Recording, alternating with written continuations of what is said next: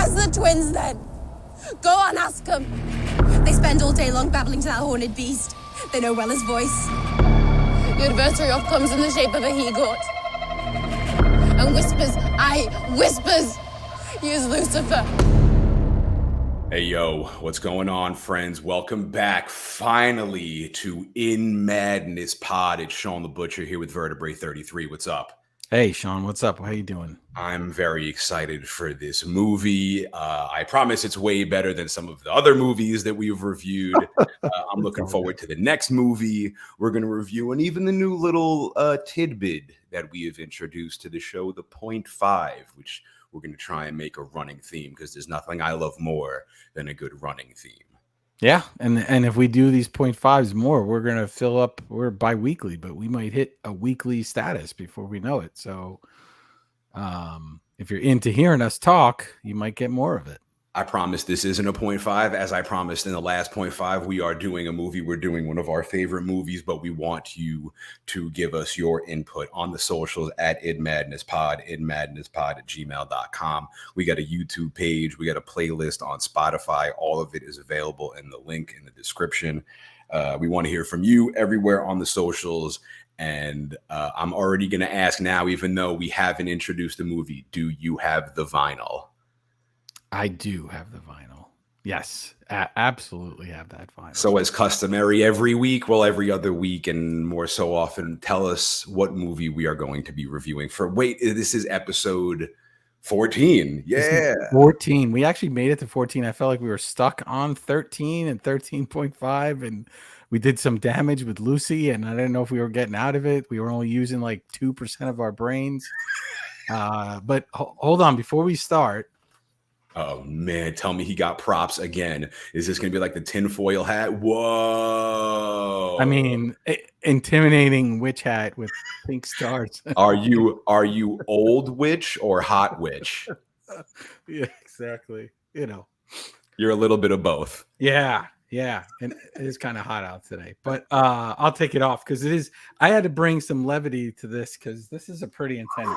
It's going to get dark, and I'm going to try and, I don't know, keep it sensitive through the dark parts. But good Lord, I mean, it's part of what brought me into loving this movie. Right. So it's 2015's The Witch, directed by our friend and yours, Robert Eggers. We should just mention him every week till he comes on the podcast. I don't think he has social media at all. We're friends, but we're pals. We're good friends. The Lighthouse, The Northman. If you haven't listened to our Lighthouse episode, please do. This movie came out in 2015, and it blew minds when it came out. Right, it was like a $4 million and change budget, and it made over 40 million, and just kind of clobbered some people. And you know, it's executive produced by a familiar name to us in Chris Columbus. Oh, cool. Wasn't that Gremlins? Yeah, Gremlins, Goonies, Home Alone, produced Harry Potter, produced The Lighthouse. So he's Gremlins, all over. And this is Robert Eggers' first movie, right? His first full-length movie, feature length. Yeah. And check out our Gremlins episode 2 of In Madness. Yep. So we got to have Chris Columbus on too. That's another guest we need. The soundtrack is by Mark Corvin, who did the Lighthouse soundtrack as well as Black Phone. And I went on a deep dive of Mark Corvin and found him making an appearance at some conference, and he was discussing this soundtrack and all these sort of homemade instruments that they used, and Eggers insisted that nothing would be digital. I mean, recorded digital, obviously, but you know, the equipment. So it's lots of these weird. When we put this up, I'm going to take some screenshots of these things, and there's some very, super important sounds in this movie that are made by some crazy devices that I never saw before. Something called a water phone, and these other giant device with these kind of metal rulers on it. It's pretty crazy. We'll post those pictures, but yeah, I spent about an hour listening to him talk about his process. Pretty wild. All right, let's get into the cast. Let's do it. So it's Anya Taylor-Joy, and that's the correct pronunciation of her name is Anya. It's not Anya. I've been saying Anya. Yeah, it's Anya. Anya. My bad, Anya. Thomason, Ralph Ineson as William. And Ineson lost 30 pounds for this part, so he could look good out there chopping that wood with his toga. Yeah. Harvey Scrimshaw is Caleb. Kate Dickey is Catherine. Ellie Granger is Mercy. Lucas Dawson is Jonas. And the baby, they don't credit the baby, but it's Samuel is the name of the baby. And then we get into some animals. All right. So we Charlie is the goat that plays Black Phillip. Cool. Cool. There's a human. And I'm going to say this because when we go through it, we're spoiling. We know this already. We say it every single time. We're spoiling the whole movie from the beginning, right? There's no surprises. Human Black Phillip is Daniel Malik. And there's a big discussion too online about just the use of goats in this movie, if it's pure to kind of the time period and witchcraft. And there doesn't seem to be a ton of evidence for it. But Eggers kind of defended it in a lot of discussions. And he pointed to some artwork showing witches riding goats instead of sticks. And then a fun little thing. Apparently, Black Phillip or Charlie was, well, according to the goat wrangler, Charlie was awesome. Okay. According to Eggers and Ineson, Charlie was not. And they hated him. Ineson has gone on record of saying some pretty scathing things about Charlie the goat. About the goat. Yeah. Sounds like he was just being a goat. You know, I don't think you can fault him for that. And there's a tremendous amount, not a tremendous amount, but a bunch of CGI that they had to do just to get kind of the handlers out of certain scenes. And but the quote from him, Ineson on Black Phillip is, he says, "I didn't have a lot of gas in the tank, really." Ineson said of sparring with the Beast, who weighed about 50 pounds more than him. He was horrible, really, really horrible. From the moment we set eyes on each other, it was just kind of hate at first sight. He had two modes, chilling out and doing nothing, or attacking me. So Ineson had a moment with Charlie. Black Phillip. He played his role well. Oh, yeah, yeah. The dog, I couldn't find the dog's real name, but it's Fowler in the movie. Fowler. And I was wondering about the name, so I poked around, did a little research, and apparently Rebecca Fowler was the only person executed for witchcraft in Maryland in 1685. So maybe that's where they got it from. I don't know. And our last animal is the hare, right? So the hare or rabbit, but it's a hare, is Dizzy, is that actor's name. And to know the difference, a rabbit, a hare is larger size, longer ears, longer hind legs. And there was a belief in kind of Northern Europe traditions that the witches would sometimes take other forms, such as the form of a hare. So we get that in this movie. So very interesting. So we have our animals. Do you want to? I'll just say quick production notes. We know Eggers, right? They built everything. Everything is super period accurate. They made everything from scratch, from reclaimed lumber. They shot on a derelict lumber mill in Northern Ontario. It was disgusting out. It was hard to get places to film. There's a scene early on where you see like mosquitoes and horseflies, and actors were just fighting them off when they were trying to film. So yeah, it sounds miserable. Brutal. Yeah. He used a vintage lens to film, and he used a lot of primary source material, which I mentioned in the credits. Specific accounts of demon possession, and he has like he cites certain passages, and a lot of the stuff you can kind of look up. Maybe we'll post some stuff on socials, because if we get into all of his research, we'll have just an episode on Robert Eggers' research. Yeah. So, and then it'll just be me blabbing as Shawn. Are you ready? I think I'm ready. So my question immediately, so we're led to believe this takes place in 1692, 1693, around that time, right? The Salem witch trials. Yes, and we we're can not get in. given an exact date, but we are kind of given a period of time. Right. It's set in the 1600s. It's in New England. It's set in New England. It's based around this Puritan family, and Eggers referred to it as a Puritan nightmare. So that being said, this whole movie is spoken in this late 1600s kind of slang. So I'm going to be goddamned if I'm going to be able to mimic what the hell it is they're saying. Right. So to the best of my knowledge, I'm going to do my interpretation of things. But as we've recently learned with the birth of Shawn Facts, my interpretation isn't worth a goddamn. So luckily I have Vertebrae here with me who's going to help me because I have questions like, they said this, I think. Can you explain what they said? I mean, I hope I can. I know that the characters do speak what's called Jacobean English with Yorkshire accents. So Einstein has that accent already, so they kind of went with that. And the Jacobians believe that witches were possessed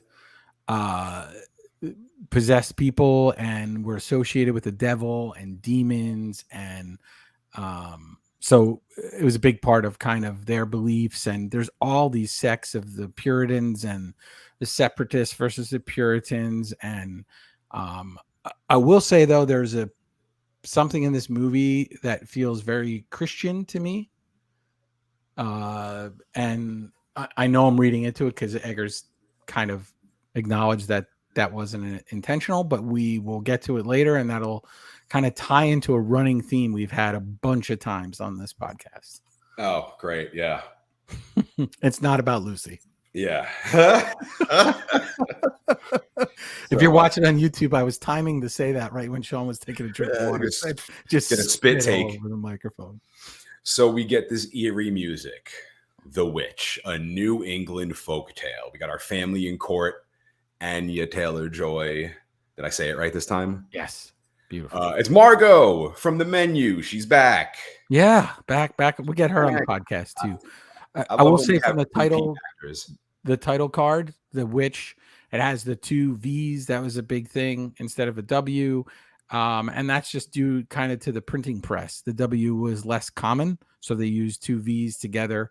And Eggers saw it in a witch pamphlet from the 1600s and just thought it would be cool to. So he does a ton of research, but he also kind of will just pick other things up that he thinks are really cool and add them into. They're in court. Dad's asking, why did we come in? What did we come in this wilderness to find? We left our country, our father's houses. We've travailed a vast ocean for what? And the judges are like, shut up.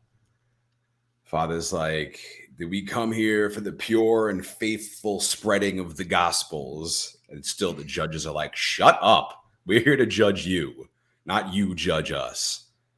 And Dad goes, I cannot be judged by false Christians. Which and is so we think such a sick 1600s burn. and we get a sense they never come out and say why they're banished. It's kind of unclear. It just feels to me that Dad is wanting to be more strict, right? Doesn't it sound like he wants to be more strict with following these sort of Puritan, the word of God? And it seems like maybe, people get over here and they get to, new land and they start kind of forgetting what they're supposed to be doing and living. The judge's exact words were prideful conceit, I believe. Yeah. Which I mean, I need the definition of if we have that somewhere when we get to it. I mean, I kind of get it, but I kind of get it, but good Lord, there's a lot going on in this movie. So they're arguing. We see shots of this big ass family on trial, 5 kids and mom and dad. So given the time period, the location, I guess, like you said, we don't know, but we're led to believe that we're in the middle of the Salem witch trials. Dad's like, I've done nothing but preach Christ through gospel. And the judges say he's dishonoring the laws of the Commonwealth and the church with his prideful conceit. So I was like, with his prideful what now? Mm-hmm. So, yeah. And the Puritans, they were English Calvinists who wanted to, reform and purify the Church of England. And the Separatists were also English Calvinists, and they sought to separate from the Church of England because they felt it was beyond reform. So I'm not sure if he falls in one of these categories or not. He's definitely a Puritan, but I'm not sure how strict he follows it. Does he think the church, of England is way past reform and it's time for them to do something, that on their own or what? It's totally unclear. Google says prideful conceit is the meaning of conceit and having excessive pride in yourself. Thanks, Google. Yeah.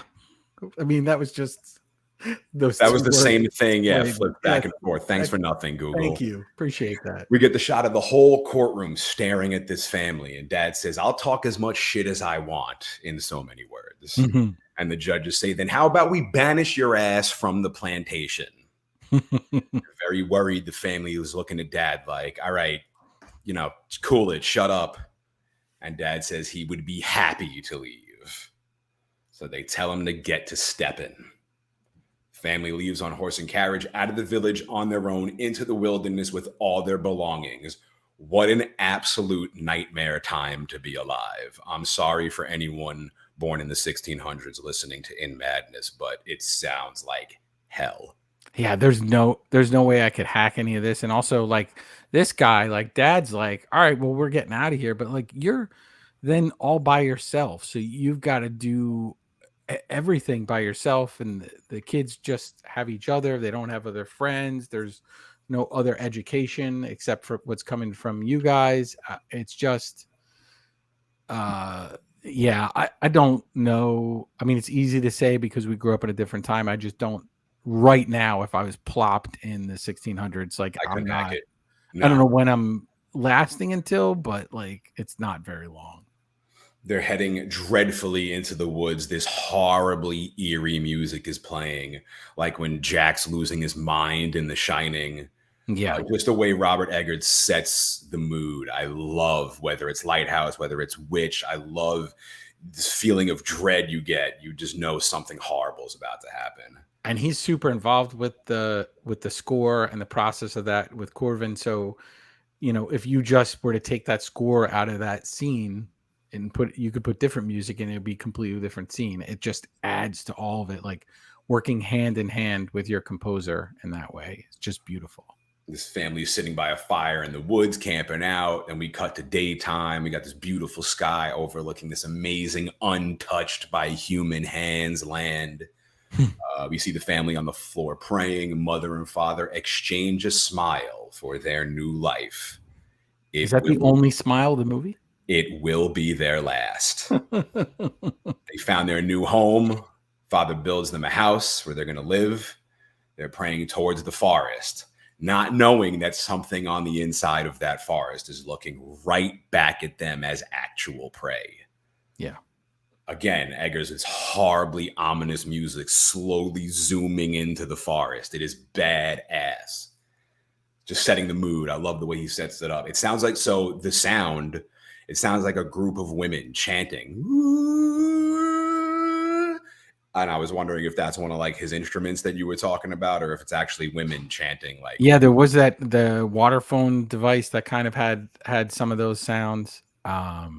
It's definitely, but there are voices later on, so maybe there's a little bit of that there too. Yeah, it's very creepy ass music. And our next shot is the house that the family has built. Their few crops, their small farm.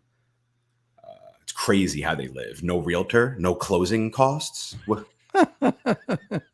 Yeah, but he had to build all of this, I guess, by himself. Fucking lawyers. Right? Jesus. We got our shot of Thomason, Anya Taylor-Joy. She's praying. I have lived in sin. I haven't been doing my work or listening to my parents or praying, which to me just sounds like a normal ass kid. Yes. We see mom breastfeeding the baby. So many kids in this house. Jesus. Thomason also says she's broken pretty much every commandment in thought and that she only thinks of herself and not the Holy Spirit. At least I think that's what she says. Mm-hmm. We see the other kids working on Dad's little farm. They're gathering crops.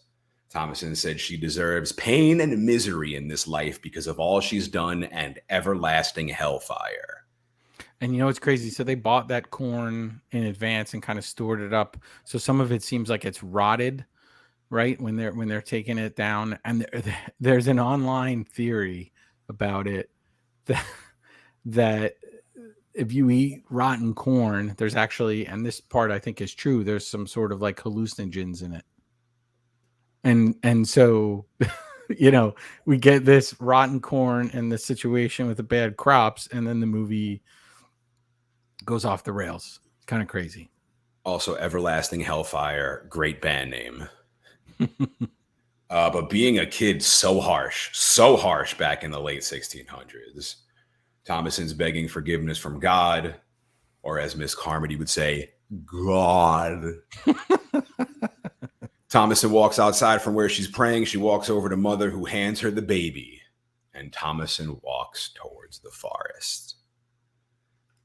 Here we go. We get this long, eerie shot of the forest. Boo!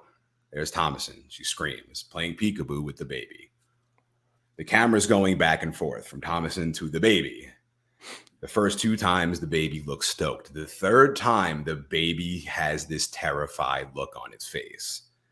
Thomason uncovers her eyes to play peekaboo. And this, my friends, for the next 45 seconds, brings me to part 1 of my milking of the alpaca's moment. So this was the moment I had. Obviously, is the milking of the alpaca's moment. And what's crazy is the first draft of the script started with this scene. So originally, we wouldn't even have met the family and the trial and everything. And I think it's good to kind of get to know them a little bit and sort of see how sad they are when they're leaving and all of that. I think, this is wild for the next minute or so anyway. And I think it would have been maybe just too intense for everyone if you didn't have something before it. Yeah, they gave it a very little buffer, maybe 4 minutes. And then they pull this on you. She uncovers her eyes and the baby is gone. She looks towards the woods and the branches and the bushes are rustling as if something snatched the baby and ran. Then we see it. There's a figure with a red cloak. It's running through the woods and it's got the baby.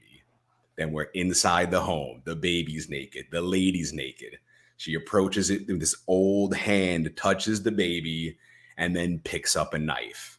And in the theaters, when I saw this, I'm like, no way. No goddamn way in hell are they going to do this.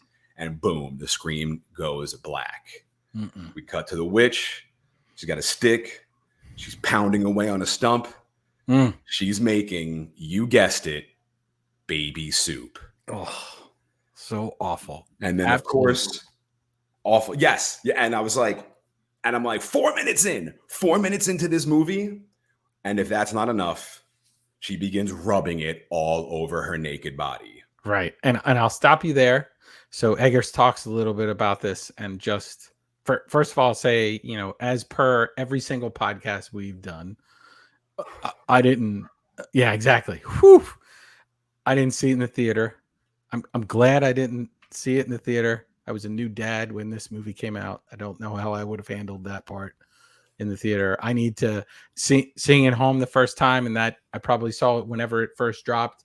I think I was just like, okay, and I kind of get up from the couch and walk around and take a couple deep breaths. And I have to say, watching of the podcast, I probably watched this movie now total eight times, maybe. I think every single time. The last 2 times I watched it, I just skip past that part. Yeah. And it's amazing because there's certain things you see, and as many times you see them, it just becomes, oh yeah, there's that crazy scene and you can make jokes about it. This still kind of gets me every single time. I don't know how to get his point across. I don't know another way. Like, I think he did it classy considering what the point of it was, I think it could have been a lot worse in someone else's hands. So the baby is being made into an unguent, and an unguent is a soothing or healing salve or balm. And Eggers says that the lure in the day was basically that the active ingredient of this unguent was the entrails of an unbaptized babe. And this is what, put it on the broom and they're able to fly. I'll also say Shawn, a witch. I put the hat on at the beginning to be jokey, right? The witch hat. But like Eggers acknowledges, like by the time he makes this movie, witches are kind of a little played out, right? Brooms, witches, kids dress up like witches. It's not really. He made it cool. It's not really a scary thing. A witch on a broom, again, under somebody else's hands at the moment where we get into it, is up in the air. It could have been really corny. This is like super intense. The whole setting, you're just all into it. This was my own one and only milking of the alpacas moment for this. And my other one is also when I remember in the theater going, what?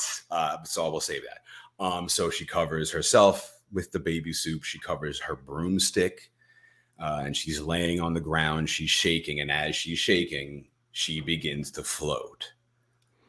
And I'm like, whoa, it's real. Like, it's not just like an idea of a witch. Like, they're witches. So then we see a shot of her walking into the moonlight with, again, this horribly eerie music. So awesome. Cut to mother crying. Baby is gone. We see Caleb, the oldest brother. He's checking out Thomason while she's sleeping. Little perv. Yeah, well, he's not in the village anymore. So. Hey, it's 1690. What are you going to do? Thomason's having a nightmare. I wonder why. She wakes up. She's surprised to see Caleb. He talks her back to sleep. Caleb goes to the barn and sees Dad with the crops. It's been a few days since the baby snatching. And Dad's like, we can search no more. Dad says, if a wolf didn't take him yet, hunger would have. Yeah. And Dad is hardened to this a little more. And I'll just say that there's certainly a mentality there that existed to not get too attached to a child kind of before the age of 4, just because of all the things that they encounter, which makes this intensity through the rest of the movie crazier because we're relating to it in current times. Like, your baby's gone and oh my God, what are we going to do? Right. And there's only so much they can do. When it gets dark, they have to call off, probably looking for the baby. Candles are scarce, right? So how many candles are you going to burn through the night searching outside? I guess you could make a torch if you needed to, but it's just it's just awful and super intense. My common theme throughout the entirety of this movie is what a time to be alive. We also see the crops are bad, and I don't know about you, but to me, this land seems cursed, if I may say so myself. Yes. Dad says, time to go check the traps they laid in the woods for food. Caleb thought they weren't allowed to go in the woods, but Dad says the harvest will not last in the winter. We must catch our own food.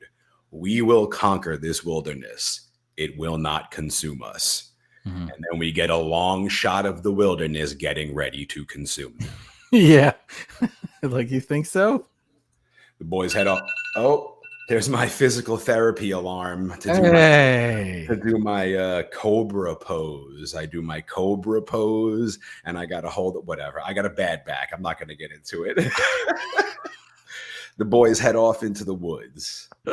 Thomason goes to check on Mother, who is in bed crying and praying. Poor woman. Dad and Caleb, they're walking through the woods. They're just going over prayer. That they're sinners from birth, and they're corrupt in nature, and it's dwelling within them. You cannot catch a break in the 1690s. Even if you don't sin, you have sin waiting inside your body, so you're automatically evil. I think that's what they're getting at. Yes, for sure. Yeah. And they could kind of do no right. They're already sinners. Any sideways thought that you have about anything, any way you want to branch out and do your own thing, that's a sin. There's a sin. They're everywhere. They approach a trap. It's empty. Caleb asks if the baby was born a sinner. Dad's like, well, yeah, of course. Ugh. Caleb's like, what did he do to make him a sinner? Is the baby in hell? And then Caleb asks if he dies, will he go to hell? Mm. Dad calms him down. He's like, the Lord knows who's good and who's evil, and the baby is with Jesus. At least I think that's what he tells him. Caleb asks where Dad got the trap from for the rabbit, or, the rabbit they didn't catch. And he says he traded with an Indian. What did he trade? Mother's silver chalice. Mm-hmm. She loves this thing. But I mean, I guess we would too, right? That's like her, comic book. Yeah, that's her big screen TV. That's the only thing they have. It's probably been handed down. That's her signed Drew Struzan thing poster. Oh yes. You traded it for what? And you didn't catch anything? Awful. Cut to Thomas and she's gathering chicken eggs and she drops one and we get a gross shot of this little dead baby chicken. Dad tells Caleb not to rat him out and tell Mom about trading her cup and he'll take care of it. He whistles for Fowler, the dog, who begins barking because he sees a hare. Were you gonna say rabbit before I did write down bunny. Oh, bunny. Oh. They're trying to fire the gun, which takes like 30 seconds. What Again, a time to be alive. Something else awful. Yes, what a time to be alive. Okay. It's gonna take forever. A minute and a half. When people talk about like duels that people had back in the day, it's like, yeah, people survived duels because it took forever to load this thing and shoot at somebody. Unbelievable. And you might just run out of stuff and go home and pick it up the next day. There were duels that would continue to the next day. Sounds like an In Madness episode. We're dueling to the next day. Yeah. It's just us discussing Lucy for like yeah. Dad fires, the gun goes off and explodes in his face, but it doesn't injure him. It knocks him on his ass, and the hare gets away. We cut to Thomason literally shoveling shit. The other two kids are outside. They're singing about Black Phillip. Black Phillip, Black Phillip. I don't know the song, but it sounds like they're having a blast. Yeah. Thomason takes a long, hard second, and she throws the shovel back into the shit. Now she's sitting, staring into the forest. Kids are singing about Black Phillip to the Black Billy Goat, who is causing one hell of a ruckus. Yeah. Dad drags him back into the barn and he knocks Dad on his ass, and the kids have themselves a big laugh. And then Egger says on the director's commentary that Einstein got a big bruise from this, and this was a pretty tremendous fall. When yeah. Mother's mad. She asked where Dad and Caleb went. Why Thomason isn't watching the kids. They pay me no mind, she says. Mother yells at Thomason to help Dad with his dirty clothes. Mom is pissed that everyone left her alone and housework needs to be done. Caleb lies and he says that him and Dad went to find apples in the woods because he thought he saw some, but there were none. Mom tells Caleb not to leave the farm. And this scene, Shawn, this like undressing a dad, this is awkward too, right? This makes me uncomfortable. As a movie that's full of uncomfortable things, this like feels really strange to me. Yes, there's a couple of strange moments. Yeah. Dad's out back in his toga, looking cut, looking shredded because that 30 pounds he lost. Yeah, 30 pounds chopping wood like a man's man, fighting off Charlie the goat. Yeah. Thomason's down by the brook cleaning out Dad's clothes, and Caleb joins her. He gets busted checking her out, but she asks him what's wrong. She holds him for a bit. She wishes that he had found some apples, and they're stopped by a rustling in the bushes. Did you hear that? Who is it? I be the witch of the wood. It's little twin. It's the twins. It's little Mercy, the damn troublemaker. Mercy. She says, I be not Mercy, I be the witch of the wood, and I have come to steal you. Hear me stick flying through the trees. Clickety-clackety, clickety-clackety. One of my favorite, I say clickety-clackety at least 3 times a week. Really? I love saying click. Anytime like there's a noise, like things are blowing, like the shades on the window. Yeah, I love clickety-clackety.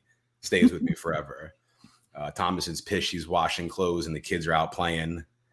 Mercy goes, because mother hates you. Another flawlessly delivered line. So get this, okay? Thomason goes, I'll tell mother you left the farm. And Mercy goes, Black Phillip says I could do what I like. What? Yeah.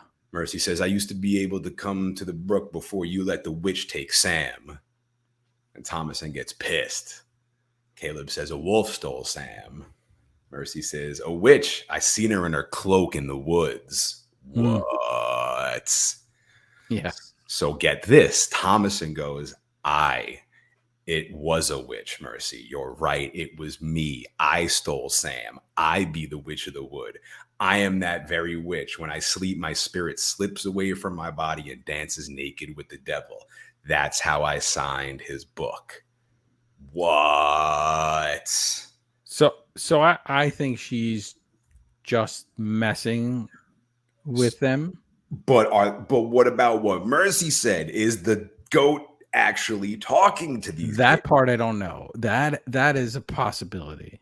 That definitely is a possibility.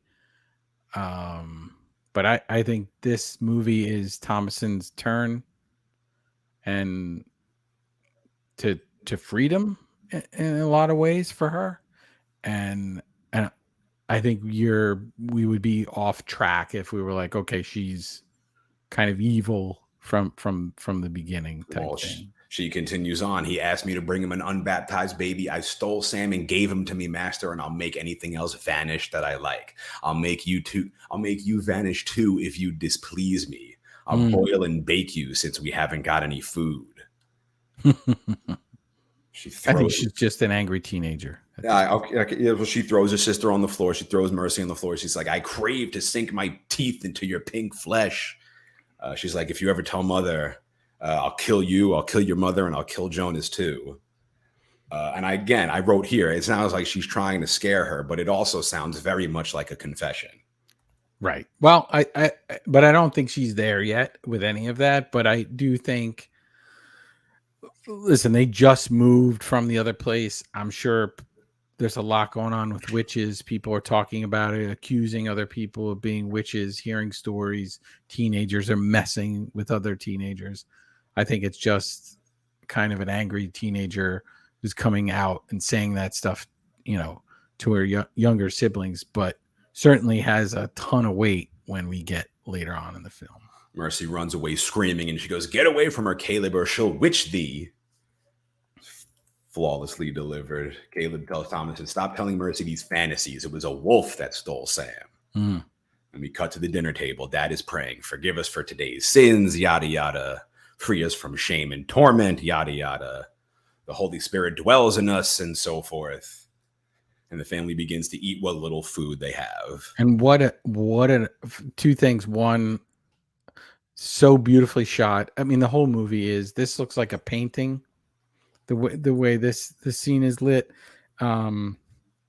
just Eggers does an amazing job. The family is eating unleavened bread, so it's probably made from cornmeal bread, and it's made without like some sort of like rising agent, like yeast or something like that. So that's what they're eating in that scene. But yeah, just the funny thing is, Shawn, Eggers says in the commentary that this scene they don't, because it's kind of like one candle, and they do a lot of lighting where they're hiding other lights and candles in this to light it a certain way. But he says they light way too many candles for a family of this time period because they were like expensive to have. So, but otherwise you wouldn't see anything on screen, so they have to light it in a certain way. But this has a very like Last Supper feel to it. And again, I know there's a lot of things in here that we're going to mention. They're not Puritan. They're Christian. I get it, but I think Eggers plays with that a little bit, and this feels very Last Supper to me. Mother's asking Thomason, where's her silver chalice? Thomason has no idea. Mom's pissed. Where's my cup? Did you lose it? Thomason's like, I haven't touched it. And Dad tries to defend her because he knows what's up, but Mother doesn't believe her, and she's pissed that she lost the cup. Thomason's like, I haven't touched it, but Dad will not fess up. She's looking for the Holy Grail. Then Mom, with the sickest burn, goes, the cup is gone. Did a wolf vanish that too? Low blow, Mom. Mom says, what's happening on this farm? What's happening on this farm? It is not natural. Dad says they will read from the good book tonight and fast tomorrow for all their sins. What a time to be alive. Yeah, and much like Color Out of Space, like dad's not a great farmer. He's not, he can chop wood with the best of them. Clearly, build a house and he can do all of that. But yeah, it's kind of falling apart, and it's his pride and his conviction that got in the way and put them all in this situation in the first place.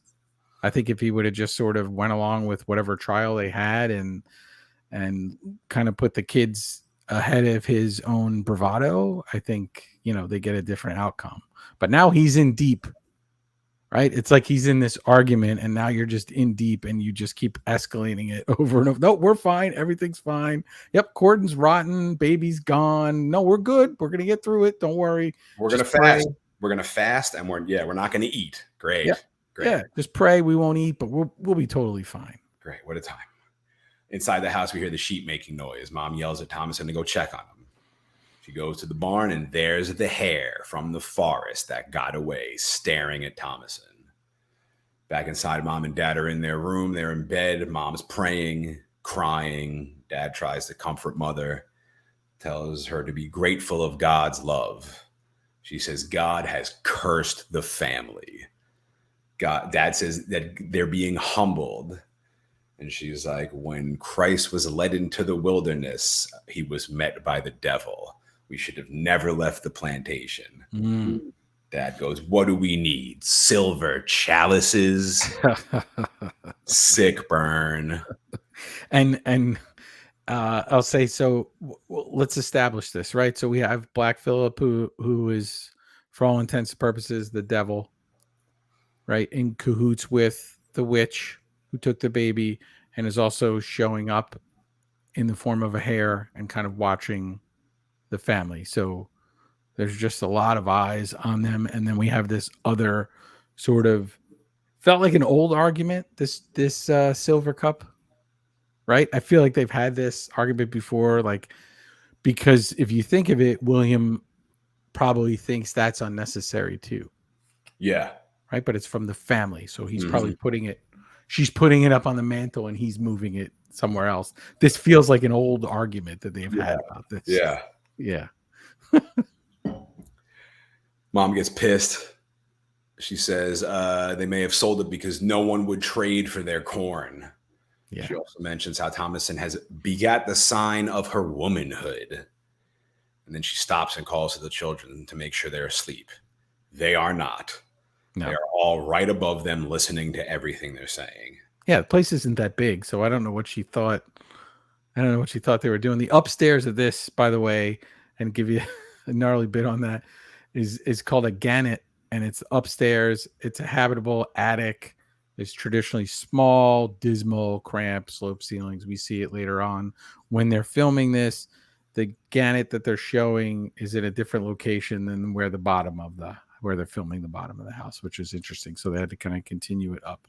Eggers talks for a long time in the commentary about the ladder that goes up because they used a certain type of wood for the ladder, and it would have been just too decadent and sort of fancy for this type of house, but it is what it is. So I get a feeling he's super critical of his work even after it's done, and probably sits there and looks at all the little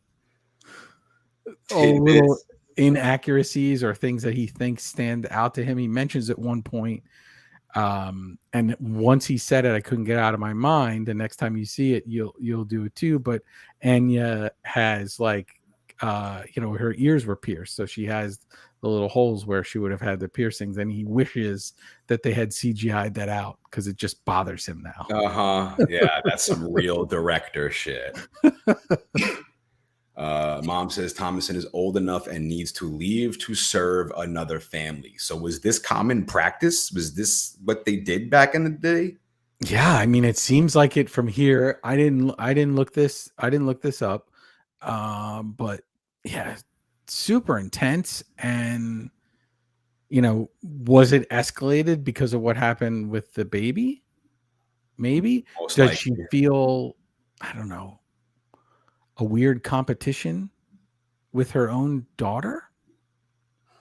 Right? Because there was certainly probably a lot of incest and things like that happening in the 1600s for sure. And we flash back only a few minutes ago to her undressing Dad outside the house. It's really uncomfortable. She's looking at her become a woman. There are some outrageous claims made later on. Yes. But She also says that Sam was not baptized, and because of that, Sam the baby is now in hell. She wants to go back to the church and the plantation. Dad refuses because of his prideful conceit. Mother screams that the family will starve. Dad says he's going to take a horse and Thomason tomorrow and see if they can pawn her off to another family. What a time to be alive. Awful. And so if we start adding this up for Thomason, she has this situation happen. Everyone's accusing her of it already. And now they're like, hey, you're a woman, time to get out of the house. Go be with somebody else. And be probably their servant or something. It's not like she's going to be the head of the household there. So, you know, you can sort of see her building to her sort of triumphant moment at the end of the film. Thomason looks horrified that she's going to get pawned off, and so does Caleb. He waits a while. He heads down to the barn to go take a horse, and Thomason follows him and says, "What are you doing?" He's like, "Go back to sleep, and I promise you won't have to leave to work for another family." She insists to go with him, and off they go into the woods. Caleb approaches the trap that him and Dad laid, and they caught a rabbit or a hare, one of them. They're riding the horse back home, and Fowler begins barking, and staring at them is the hare, the evil hare. Yeah. Fowler runs off. Caleb chases after. The horse goes crazy and throws Thomason off and runs away. We cut to the twins roped up in the barn. A great way to keep them in one spot. Mother and father are yelling into the woods for Caleb and Thomason. Caleb roams deeper into the forest. He's whistling for the dog, and then we hear it. This goddamn In Madness podcast with our animals being butchered theme. We hear Fowler get, we hear him yelp, and it's not a good yelp. Yeah. Caleb's walking through the forest. He's praying, and we hear Fowler scream, and then we see that he is gutted. Yeah, and I guess when they filmed this, that's the real dog laying there, and they just threw a bunch of that stuff on him. Like shaking him, yeah. Oh my God. Like fake guts and stuff. They just kind of put it on him and filmed it. He's probably so happy. He's probably like full of treats and on his back, and he's stoked, but you can't see it. Thomason wakes up from being knocked out, and she hears Dad yelling for her. She runs to him. Caleb goes deeper into the forest. He goes through this maze of branches and follows the hare. He begins approaching a random house in the middle of the woods. Smoke's coming out the top. And horrifyingly enough, the door opens and a woman steps out. She's wearing a red cloak. And I guess we're led to believe that this is our witch. Right. And this witch was played by Sarah Stevens. She's an Australian swimsuit and Victoria's Secrets model. So Harvey, or Caleb in the movie, his first on-screen kiss is with a Victoria's Secrets model. Shout out to Caleb.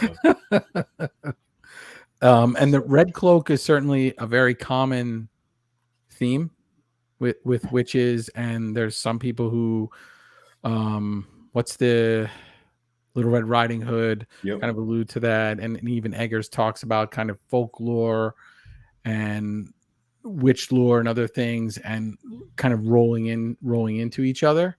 So it's super interesting here, but we get a horrific moment coming. She slowly approaches Caleb. We get this haunting music in the background, the chanting of the witches. The lady approaches Caleb and starts to kiss him. Caleb. But from behind, a twisted, deformed old witch hand grabs the back of his head and it cuts to black. We're back at the house. Thomason is getting yelled at again. Dad says he had no horse, but he'll go out and find Caleb. Mom is asking Thomason why they went to the woods, but she will not rat out Caleb. Then while badgering her, Dad finally admits it. He sold Mother's silver chalice. Mom gets pissed at the deception. He then tells her he took Caleb to the wood not for apples, but so they could find food. Mom gets mad, telling Dad that he is false. Like, Jesus Christ, lady, cut the dude some slack. He was out trying to get some food. Like, relax. Everything can't be a sin. You got to calm down. Right. Then again, I mean, they're in this situation because of him. They could have gone back. Correct. But no, he has broken God's code and he is a liar. Like, relax, calm down. He promised he will go find Caleb. She gets so dramatic, telling him he's going to die. He has damned the family. And then she slaps him in the face and collapses into his arms crying. Mm-hmm. We cut back to inside the house. Mom is chastising Dad. Picking apples? Thomason asks if the goats have been put in the barn. And Mom tells her it can wait till tomorrow. But Thomason insists it'll please you, Mother. Mother tells her to hurry back and she goes out to the barn. She's petting a goat. And we hear a noise outside. Mm-hmm. And who is it? Who is it? Who is it? You'll find out July 17th on the part 2 episode of In Madness, the Witch. Oh, I got to wait all that time? Instead of bi-weekly for this one, we're going to try a little new thing, and you can let us know what you think about it on the socials at In Madness Pod. We're going to break this movie up into 2 parts. And we'll give you part 2 next week. I believe the date is July 17th, if my mathematics are correct. And yeah, I feel like this is a good breaking point. We'll tell you who was outside the barn next week. Thanks for joining us on episode 14. Oh my God. See you guys in a week. I didn't know this was happening. Catch you guys later.